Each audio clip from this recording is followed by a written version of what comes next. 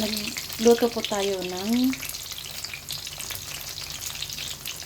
chicken. Ito po ay chicken. Boneless po ito. Style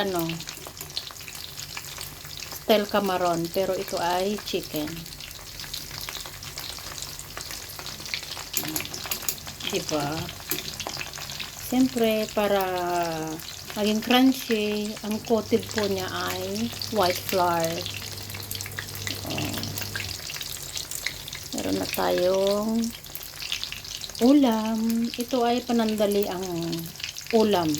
Iprito mo lang. Ito ay ready na. Ni-ready natin. Nilagay sa freezer. Siyempre, binabad at dinampi sa white flour para maging crunchy yung ating prito.